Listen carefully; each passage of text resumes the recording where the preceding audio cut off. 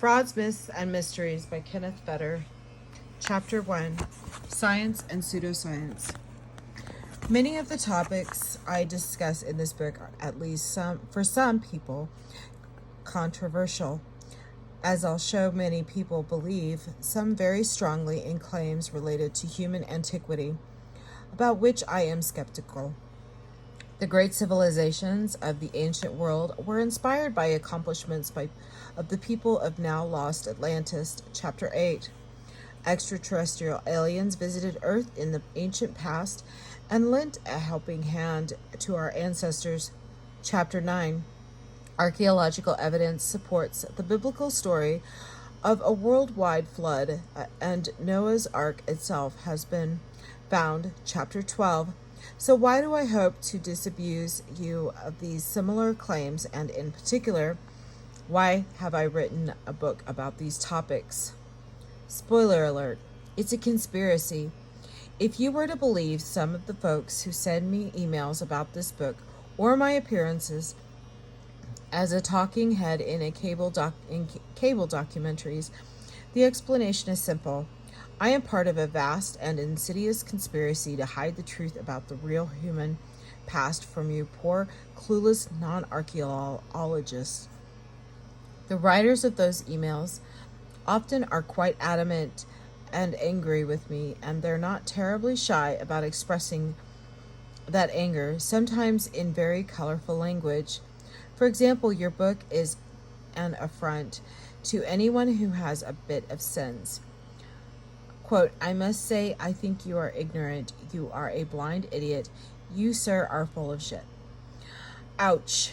Along with those who just want to call me names and hurt my feelings, sniff, there are also those who allege that I'm not actually an ignorant fool, but that I know the terrible truth about the human past, although what would be so terrible about it that I would feel compelled to hide it is a question I have never had satisfactorily answered. They seem also to believe that I am part of a secret society of archaeologists who feel compelled to keep the truth from you. Quote, I don't doubt that you are a very good professor, but I do believe that you are somehow a part of a plan to keep us in the dark. Unquote.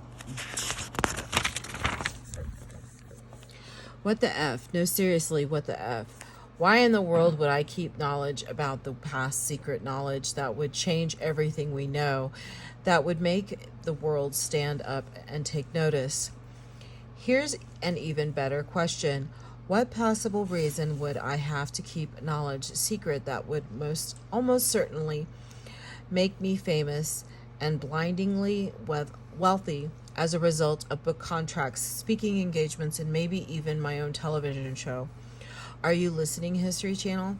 In all honesty, it would be just peachy with me if I encountered evidence that ancient Europeans or Africans or Asians arrived on America's shore long before Columbus or the Norse and had an impact on Native American culture, Chapter 6, or proof of a lost civilization in the cliched dim mists of antiquity, Chapter 8.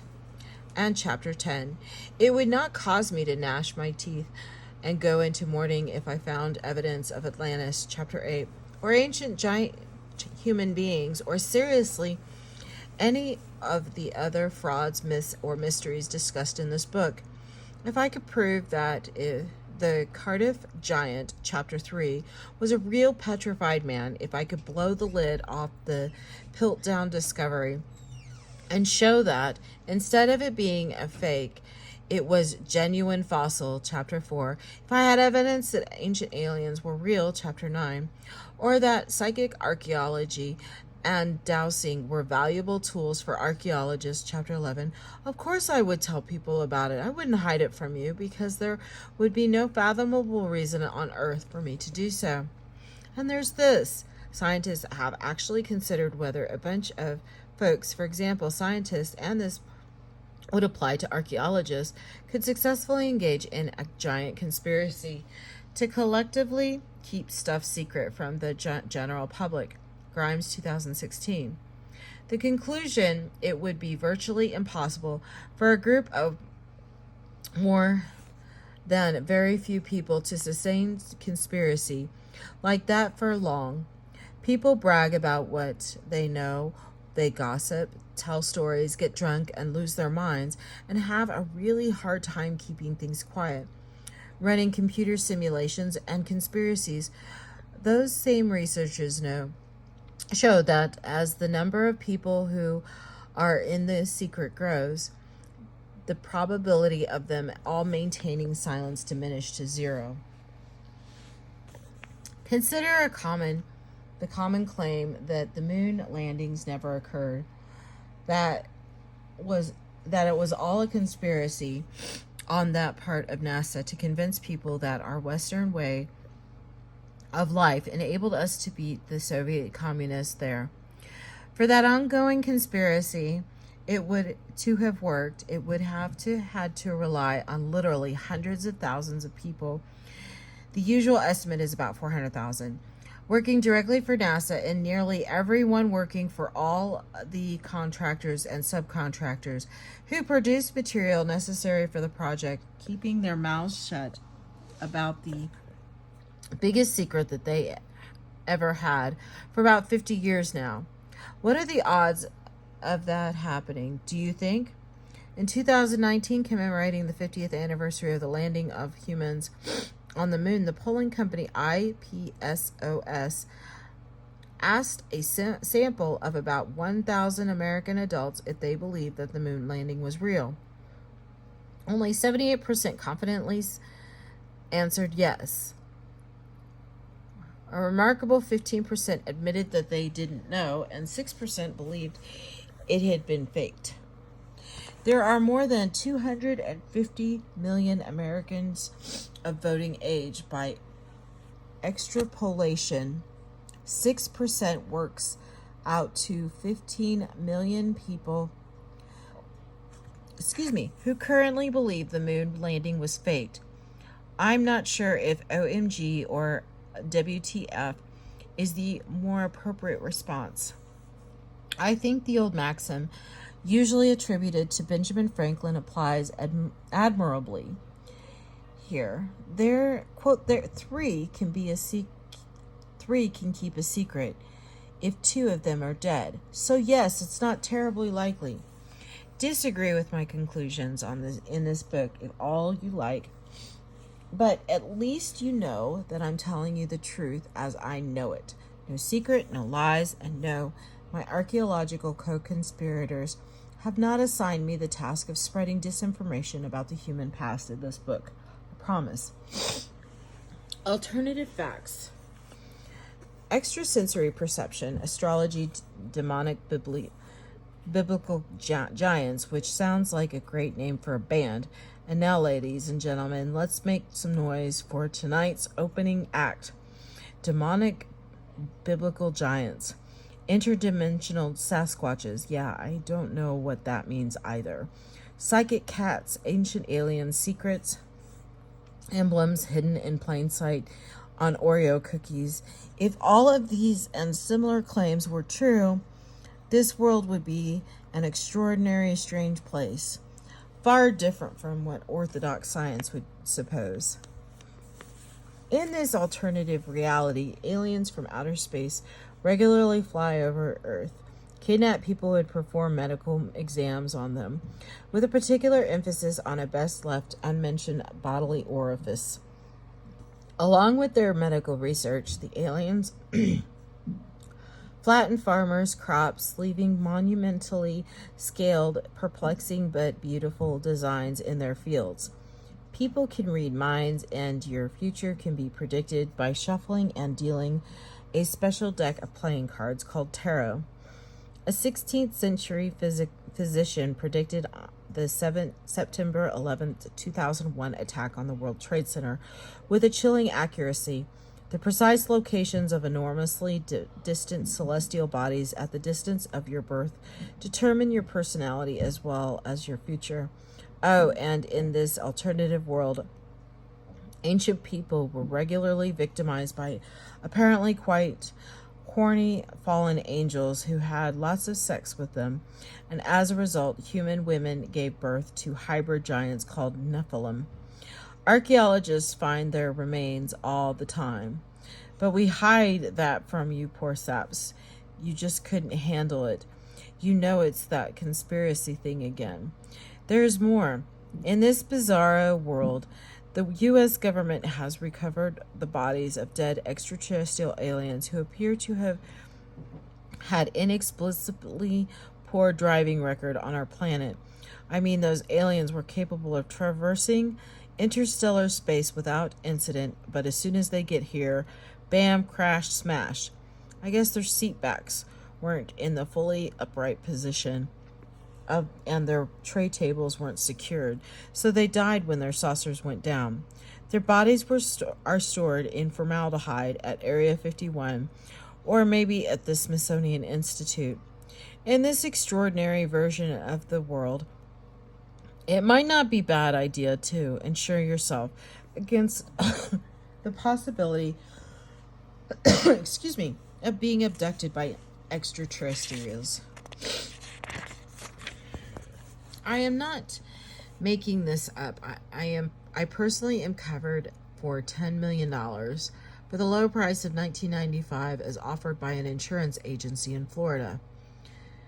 My heirs can double this payment to $20 million if they are able to prove that the aliens ate me. Finally, in this most peculiar world, human history could best be understood as the result of supernatural occurrences, enormous cataclysms, and the interference of extraterrestrial space aliens. Belief in the unbelievable. Well, if you find yourself in agreement with at least some of these claims, rest assured you are not alone. The result of the most recent annual Chapman University survey of what things scare human Americans are shown in Figure 1.1. Essentially, more than 58% of the sample of 1,190 adults believe that ghosts are real and can haunt houses. At the same time, 17% believe that fortune tellers and psychics can foretell the future. Concerning claims directly related to archaeology and the human past, the 2018 Chapman survey found that 57% believe in the existence of an ancient civilization like Atlantis, Chapter 8, and 41% believe that extraterrestrial aliens visited Earth in the ancient past, Chapter 9.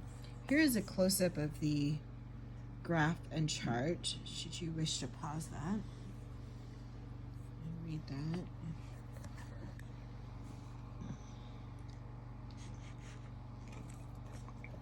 Sorry, I had to take a sip. Perhaps the public is generally accepting of such claims, unaware that there isn't very much scientific evidence for any of them. One might hope, however, that bright, highly educated college students would be more skeptical, open-minded, of course, but understanding that without clear scientific evidence, ghosts, telepathy, astrology, angels, and the like remain unverified, worthy perhaps of a further study, but certainly not proven phenomenon. Poll results show, however, that this isn't necessarily the case. For example, I have taken several surveys of college students at various institutions, Fetter 1984, 87, 95, 98. And there is a depressingly high level of belief in the unsubstantiated claims about the human past. Even among university students, check out the graphs. For the opinions of my students between 1983 and 2018 on the lost continent of Atlantis, see Chapter 8, and the assertion of that extraterrestrial aliens visited Earth in antiquity, see Chapter 9. Both of these topics are current favorites of cable documentaries, with the latter even having been the focus of its own long-running series on the History Channel, Ancient Aliens. You can see from the graphs that students' opinion about these claims has varied over the years.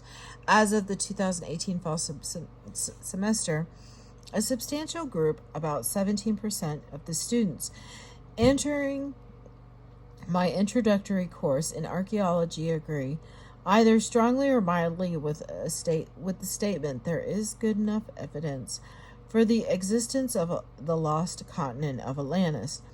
In that same sample, nearly 22% agree with the statement aliens from other worlds visited Earth in the prehistoric past. My college professor, Gary Crawford, at the University of Toronto, administered my survey to his students in 2013 and obtained very similar results. In his sample of 113 students, 24.8% think Atlantis was real, and 18.6% agree that ancient aliens have visited Earth in antiquity. Okay, based on the clearly snarky attitude I've already subjected you to hear, it should be clear that I'm skeptical about this stuff, but I agree that it certainly is fair to ask if the kinds of beliefs or claims mentioned in both the student-focused and broader surveys can be dismissed so easily. Science, after all, is merely a process of understanding the world around us, thinking us through the application of logical thought.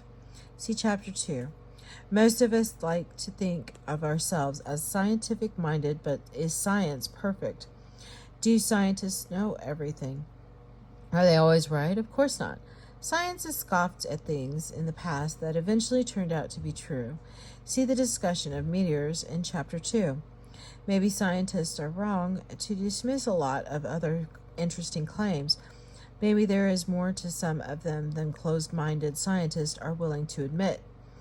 There could be something to UFOs, ESP, astrology, reincarnation, ghosts, Nephilim, dowsing, and chupacabra, Bigfoot, the Loch Ness Monster, faith healing, deep breath, ancient aliens, and so on. Magazines, TV shows, and websites flaunt these topics frequently. They can't all be fake, can they? I have a confession to make. I read books about flying saucers and psychic power. I owned a Ouija board, analyzed handwriting, and conducted ESP tests. I felt that there had to be some truth to these interesting ideas, so I explored them. Here is the graph.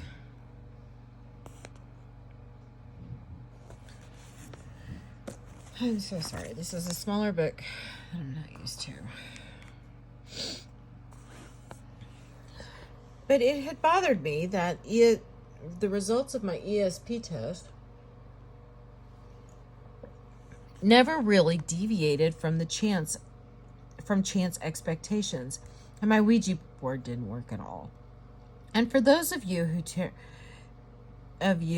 terrified of Ouija boards, get over it. They're masonite and plastic, nothing but silly toys.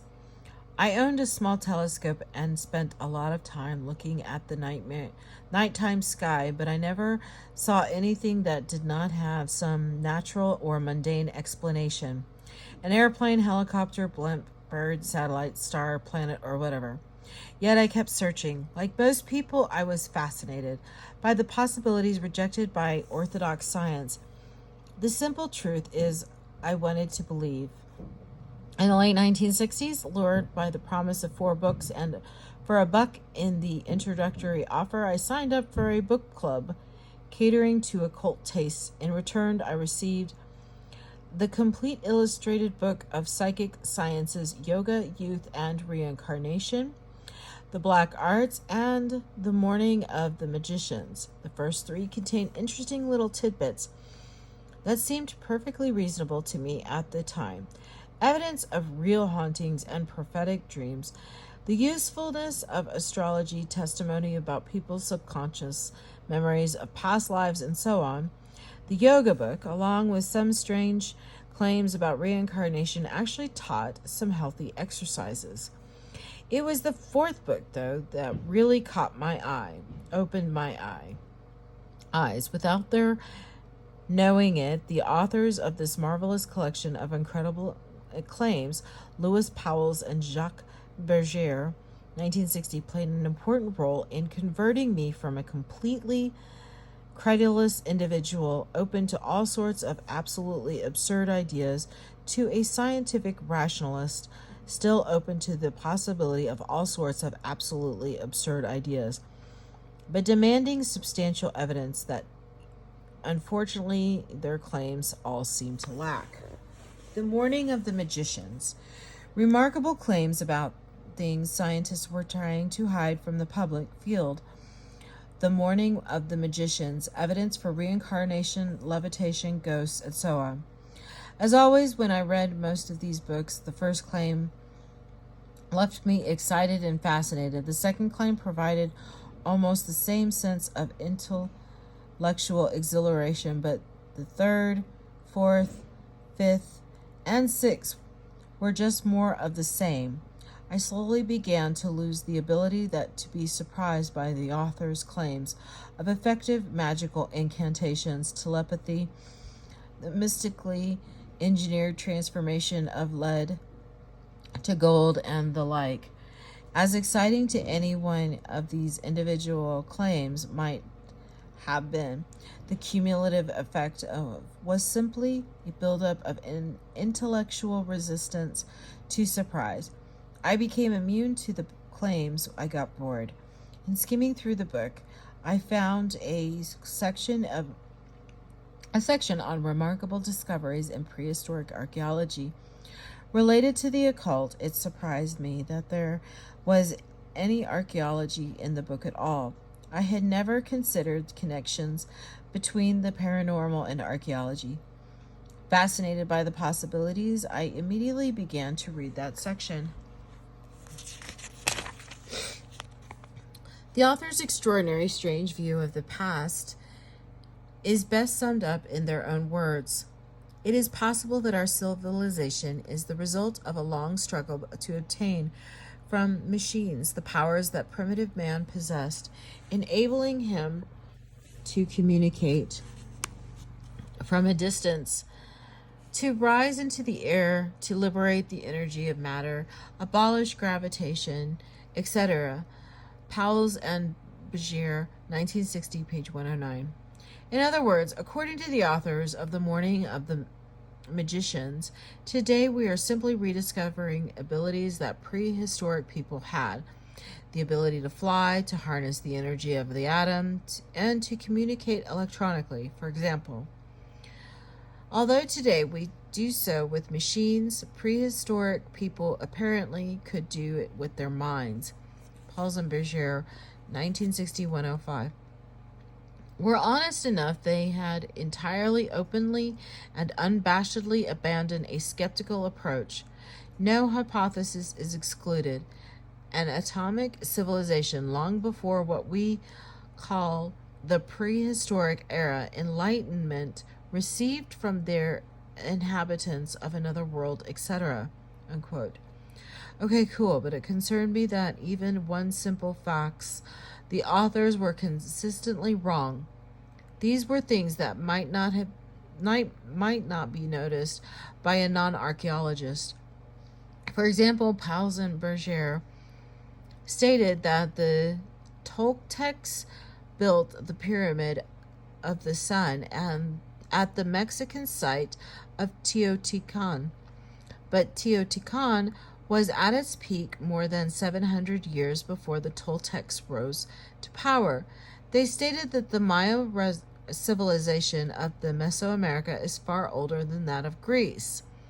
Yet classical Greece dates to well over 2,500 years ago, whereas Maya civilization was at its peak more than 1,000 years ago, or 1,000 years later, barely 1,500 years ago. How, I wondered, could authors who seemed so well informed about physics, psychology, chemistry, biology, and history be so confused when it came to my own field of archaeology? How could they so eloquently prove the existence of all sorts of occult things related to these other fields of science and be so lacking in their knowledge of the human past? Then it struck me. Of all the disciplines discussed in The Morning of the Magicians, archaeology was the only one with which I had more than just a passing familiarity. The more I thought about it, the clearer it became the often bizarre claims in the morning of the magicians that were related to physics, chemistry, biology, psychology, and history seemed plausible to me primarily because I did not have the knowledge necessary to assess them intelligently.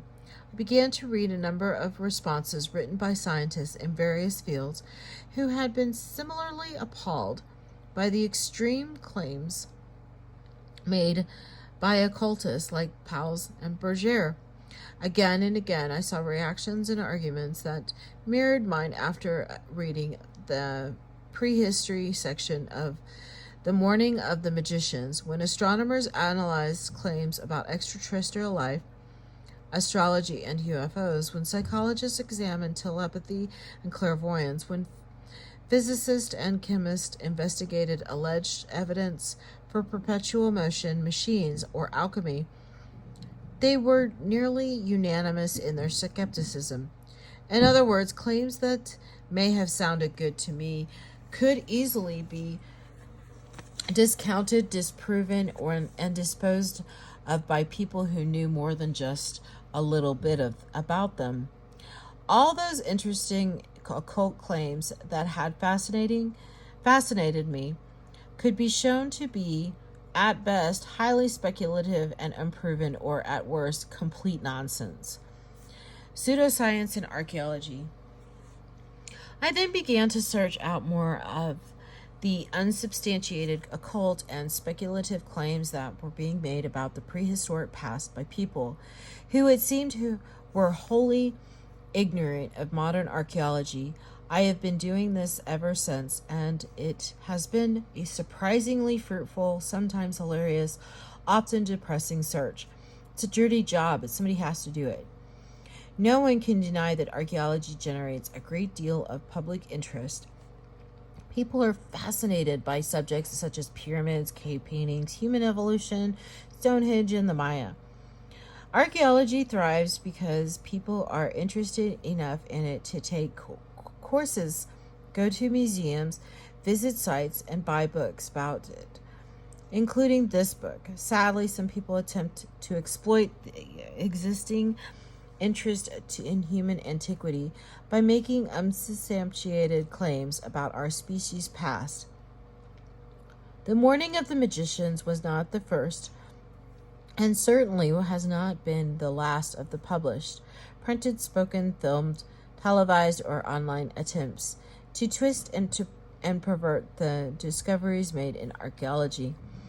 Because professional archaeologists spend the bulk of their time writing and talking to each other about their discoveries, the public often learns about archaeology from books and cable documentaries written and produced by those whose major motivation may not be to educate people, but rather to prove some pet theory or make a lot of money.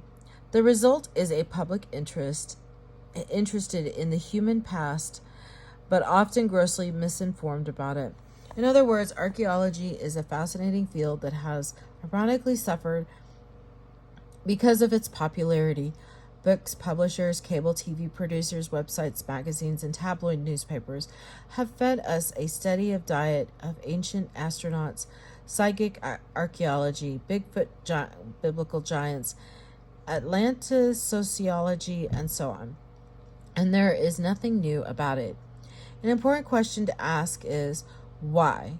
From the tales related in this book, 7 basic motives or explanations are revealed. 1. Money. Undeniably can be a major motivation factor. The public's interest in archaeology is so great that many people willingly pay to see artifacts or read about sites. That can be a good thing when that money supports actual archaeological research. In fact, commercial plug follows. My recent book, Ancient America, 50 Archaeological Sites to See for Yourself, Better 2016, is aimed at encouraging readers to visit real sites where real archaeology has illuminated the fascinating lives of past people. However, at the same time, public fascination about the human past has opened up a virtually limitless host of opportunities for charlatans to take advantage of an interested audience through book deals, lecture tours, t-shirts, commemorative mugs, and assorted other bric-a-brac. See Chapter 3. 2. Fame is another consideration. The desire to find the oldest site or the one that shows everybody else to be wrong and get your own cable show in the bargain has motivated many. This desire for fame and notoriety has unfortunately led more than a few to alter or exaggerate their data. Nationalism is a broader sort of fame that has also served as a motive for extreme or unsubstantiated archaeological claims. The desire to prove some sort of nationalistic claim through archaeology has been common, wanting to show that we were here first or that we were civilized before you has led some to play fast and loose in the archaeological facts. The Nazis provide a particularly odious example of this. In the 1930s and 1940s, they went so far as to publish maps showing the claimed geographical extent of the Aryan ancestors during the Neolithic, a time dated to 5,000 years ago. Excuse me. All based on their interpretation of artifacts found at ancient archaeological sites excavated in Europe. The presence of these ostensible Germanic artifacts was viewed as evidence of previous German ownership of these other territories, providing at least partial rationale for evicting or even slaughtering the non-Germans living there. It was all nonsense, but it was scary and deadly nonsense. An informative article by Bettina Arnold, 1992, chronicles this appropriation of archaeology by the Nazis. Excuse me. Number 4, racism comes in many guises, some obvious, some implicit, some overly hateful, and some simply based on misconceptions about other people. An inability to recognize the intelligence and capability of ancestors of a group of people other than your own, a group of people whose continent or origin, skin color, or hair texture is different from your own, is fundamentally based on the scientifically baseless assumption that some groups of people are biologically or genetically superior to others. The historical rejection of the likelihood that the ancestors of modern American Indians were capable of producing monumentally scaled earthworks or fine works of art. See Chapter 7. The belief that ancient Egyptians necessarily required outside help from Atlantis or even outer space in crafting their spectacular civilization. See Chapters 8, 9, and 10. And the notion that the ancient civilizations of Mesoamerica must have been inspired by contact with more civilized or more advanced cultures, again 9 and 10, are predicted on an assumption of incompetence on the part of those particular groups and the superiority of others. Such an assumption about people other than your own is in fact a primary element of racism, but unfortunately may explain why some archaeological pseudoscience is so popular. Among a number of others ways we can characterize it, racism is based on pseudoscience. The archaeological record shows that any claim of racial superiority is baseless. Unfortunately, religion has also played a significant role in the archaeological fraud. Many religions have their roots in remote antiquity. Of their adherents dabble in archaeology, trying to prove the validity of their religious beliefs or claims through the discovery of archaeological evidence. Martin Luther, leader of the Protestant Reformation in the 16th century, asked what harm would it do if a man told a good, strong lie for the sake of the good and for the Christian church. A useful lie, a helpful lie, such lies would not be against God. He would accept them. Unquote. Cited in Arthur, 1996 to 88. Perhaps for some, an archaeological fraud that led people to the church might be just such a useful lie. Unquote. The desire for a more romantic past also plays a role for some. Lost continents, ancient astronauts, and psychic archaeologists seem more interesting than the discoveries of genuine archaeology. The quest for a more romantic past is the cause of at least some of the public's desire and willingness to believe claims that, if given some thought, could be easily disposed of.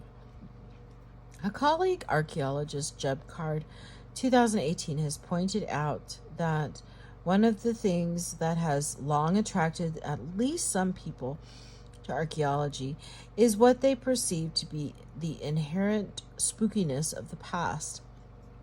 To some, brooding ancient ruins and eerie rocks seem imbued with a powerful and mysterious but fascinating and even entertaining malevolence.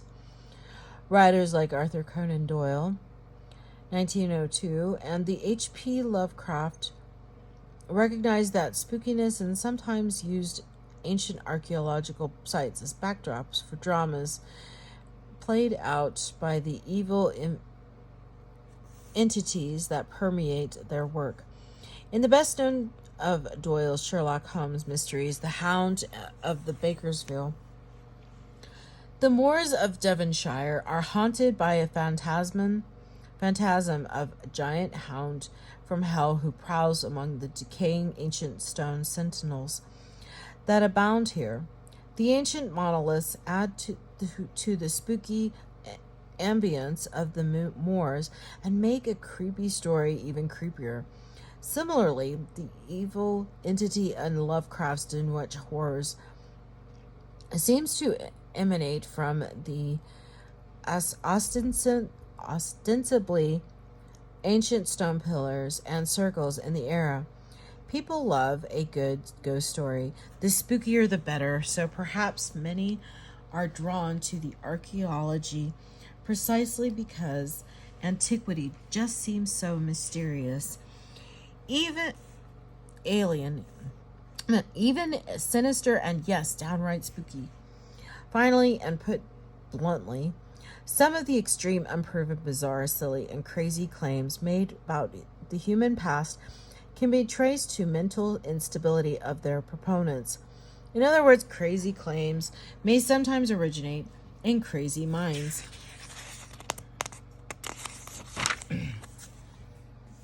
Why I wrote this book? My purpose is simple.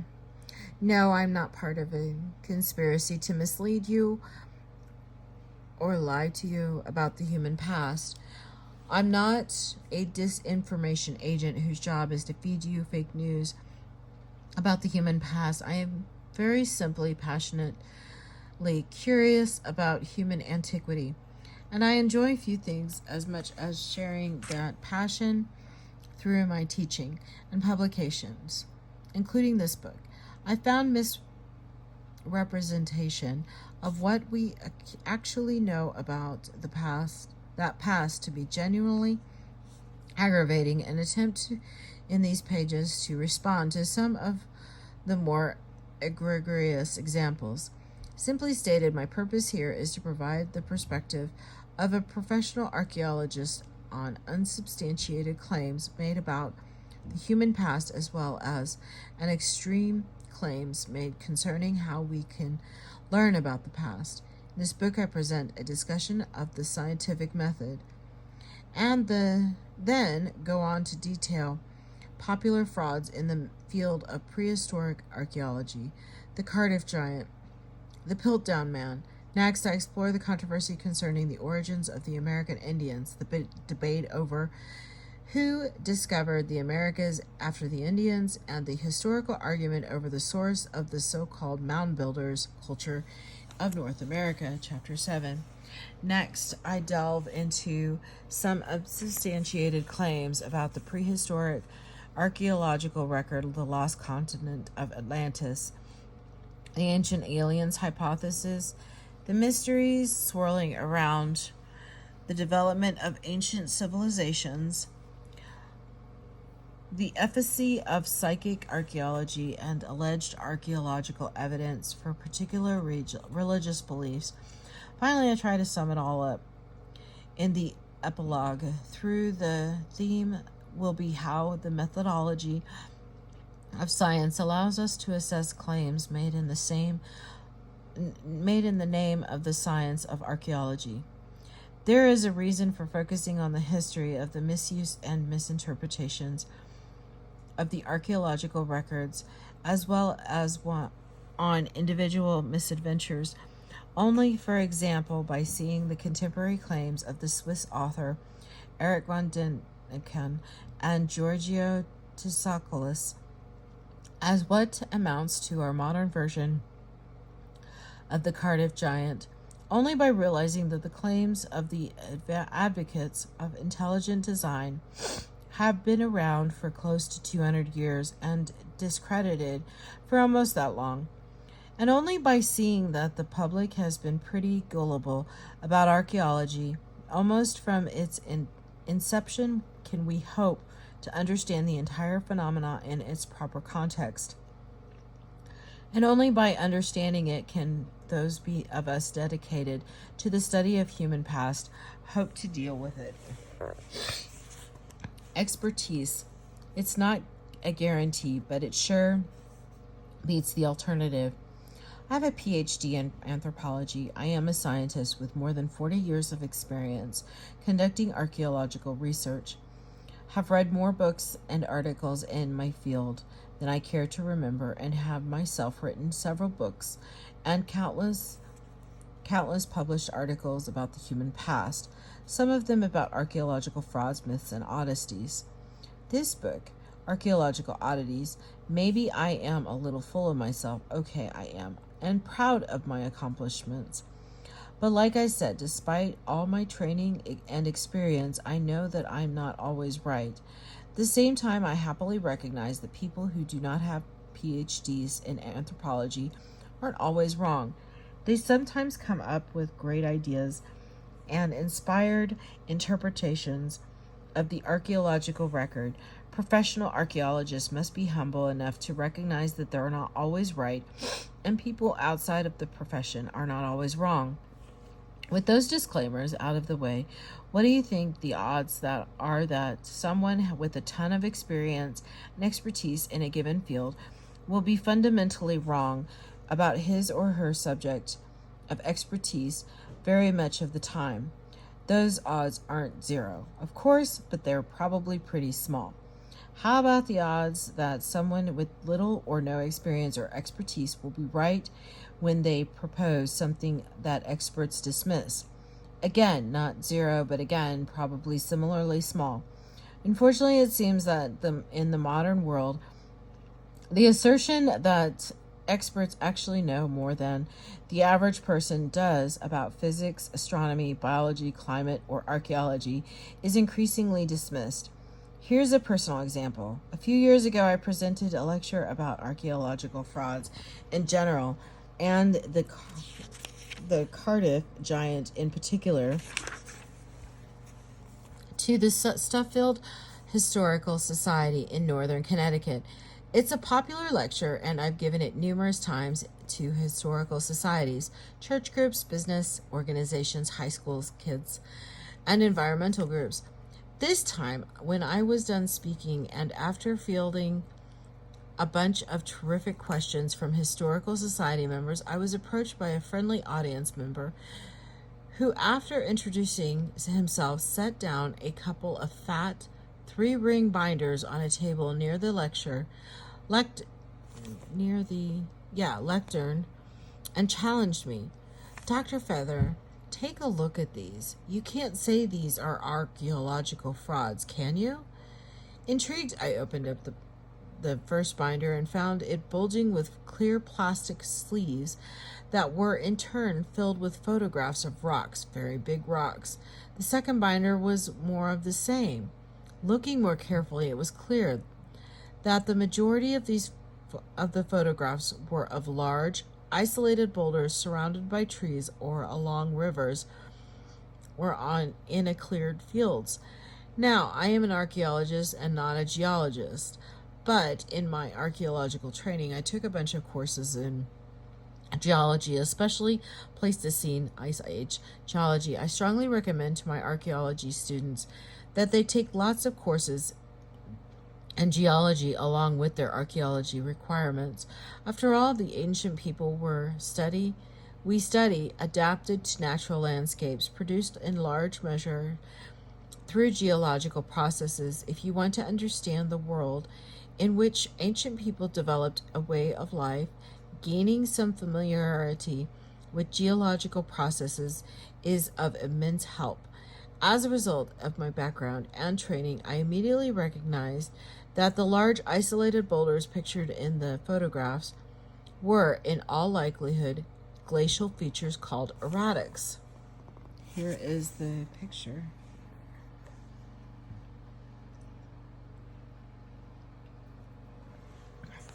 Erratics played an important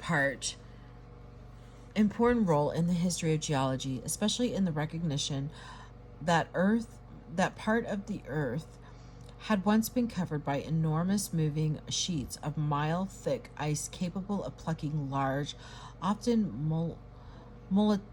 Mollusian boulders from their parent rock and pushing them miles away and sometimes thousands of feet uphill. Erratics are the original out-of-place objects, differing entirely from the rest of the rocks in the area around where the glacier deposited them. It's like taking an African lion and moving it to the middle of Arizona desert. It sticks out like a sore thumb because it isn't indigenous to the region. Erratics are the geological version of that. When I told my new friend this and diagnosed the large boulders as most likely being glacial erratics, his response was fascinating and informative. Dr. Fetter, I don't know anything about geology, but I do know that those are not erratics. Let that stew in your mind for a while. A seemingly perfectly reasonable person admits to not knowing anything, his word, about the field of science most directly relevant to the, quote, mystery of the big boulders. Despite this confession of ignorance, he then goes on to make a categorical, definitive statement about those boulders. He knows they are not erratics. I usually try to avoid scare quotes, but I think this instance deserves them.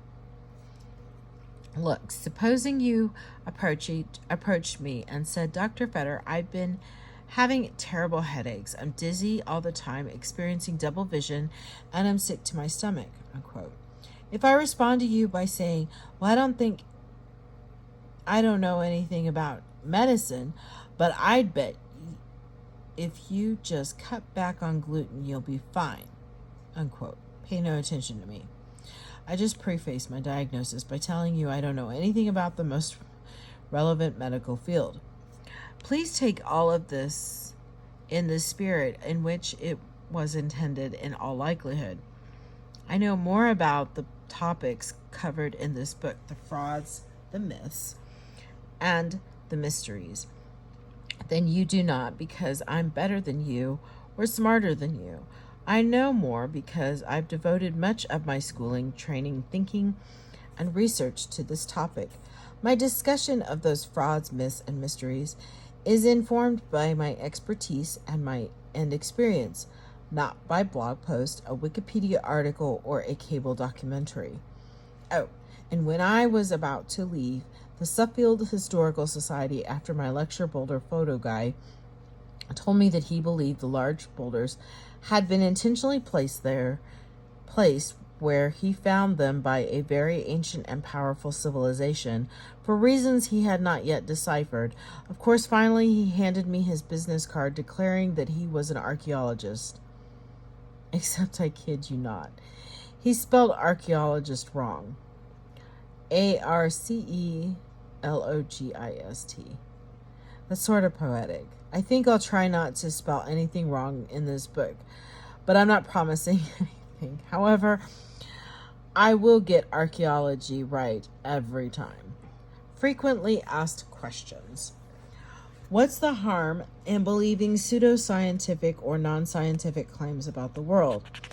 There's a great harm in this pseudoscience. When people do not obtain appropriate medical intervention for serious illness, opting for unproven remedies, and dying prematurely as a result in extreme cases, charismatic leaders have led their gullible followers, some of whom believed in their psychic powers, of the leader, the Reverend Jim Jones of the People's Temple, or the extraterrestrial connections of the leader, Marshall Applewhite of Heaven's Gate, to their deaths. Believe in nonsense often is just foolish, but it sometimes is tragic. Critical thinking exercise. 1. How do you know if the material presented on a website is legitimate? How can you measure its accuracy, whether it focuses on archaeology, medicine, or politics? This is the end of chapter 1. Thank you.